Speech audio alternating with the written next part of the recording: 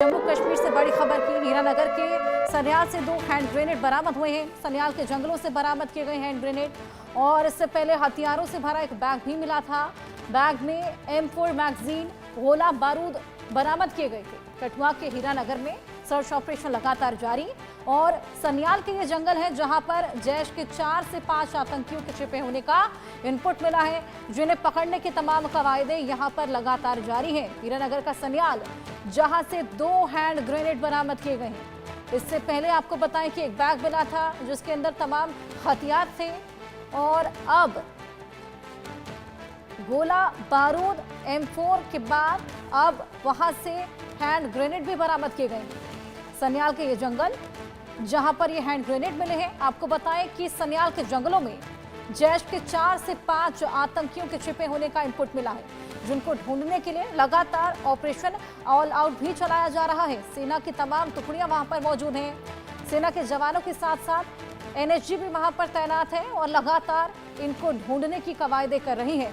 हालांकि जंगल घने होते हैं और उसी वजह से तमाम दिक्कतों का यहाँ पर सामना करना पड़ा है, लेकिन कई ठिकाने हैं जो कि पकड़े गए हैं और एक बैग भी मिला है। बैग के अंदर से हथियार मिले हैं और अब हैंड ग्रेनेड भी वहां से बरामद किए गए हैं। 4 से 5 जैश आतंकी जिनके छिपे होने की खबर है, इनपुट मिला है, जिनको पकड़ने के लिए सुरक्षा बल लगातार सर्च ऑपरेशन चला रहे हैं। 36 घंटे से ऊपर का समय हो चला है, लगातार इस ऑपरेशन को अंजाम दिया जा रहा है। सेना, पुलिस और NSG वहां पर लगातार तैनात है।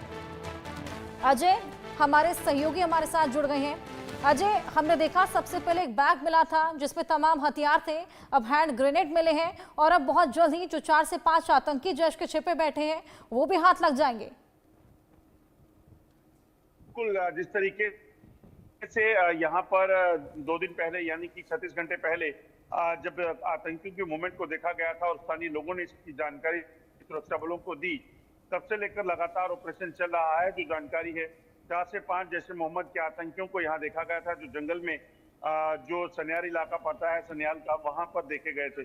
उसके बाद से ऑपरेशन चल रहा था और कल हमने देखा कि कैसे एक बैकपैक मिला था जिसके भीतर जो है वो M4 कार्बाइन राइफल की मैगजीन, एम्युनिशंस और खाने पीने का सामान आतंकियों ने रखा था, कपड़े रखे थे और उसके साथ साथ जो है एक ये हैंड ग्रेनेड जो है वो 2 बरामद किए गए हैं। दरअसल जो शंका है वो यही है कि आतंकी इस जंगल से कहीं और किसी लोकेशन पे आसपास जो है वो शायद निकल गए हैं, क्योंकि रात का समय जो होता है उस वक्त कहीं ना कहीं आतंकियों को समय मिल जाता है वहां से भागने का, तो उस चीज की आशंका है। मगर सुरक्षा बल,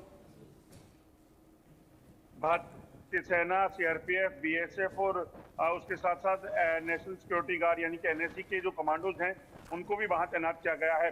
सबसे बड़ी चुनौती यहाँ ये है कि घना जंगल है, उसके साथ साथ आसपास रिहायशी इलाके हैं, तो इस चीज को सुनिश्चित करने के लिए कि कहीं आतंकी रिहायशी इलाकों में ना घुसे, उस चीज को लेकर जो है वहां पे डिप्लॉयमेंट की गई है और बड़ी उपयुक्त मात्रा में जो है तादाद में जो है वो सेना की डिप्लॉयमेंट, सुरक्षा बलों की डिप्लॉयमेंट को सुनिश्चित किया गया है।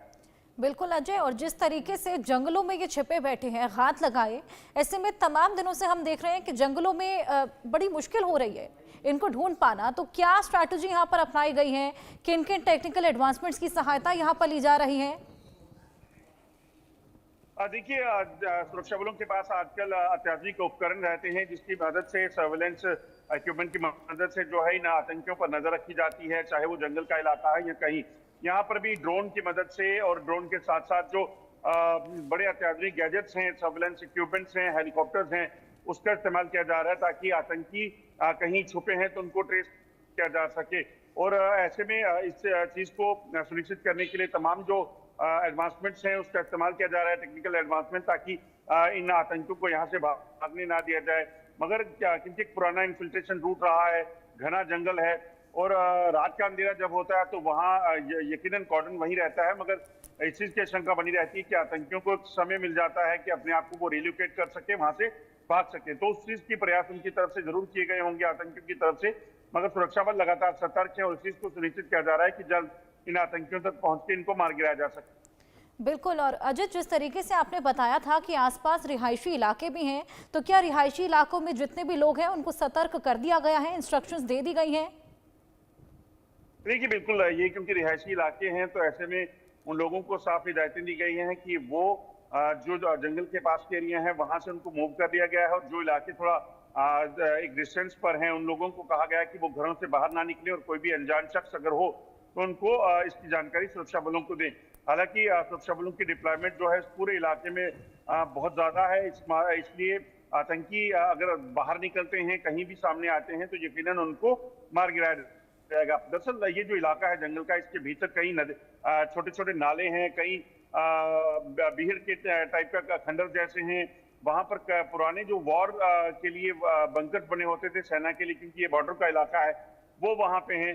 तो इन सभी परिस्थितियों को देखते हुए वहां पर ऑपरेशन चलाया जा रहा है कि किसी भी तरीके से, चाहे वो बंकर है, चाहे वो जंगल है, बीहड़ है, उन सब के अंदर जो है वो सर्च किया जाएगा, सुनिश्चित किया जाएगा और ढूंढ निकालने की कोशिश की जाएगी।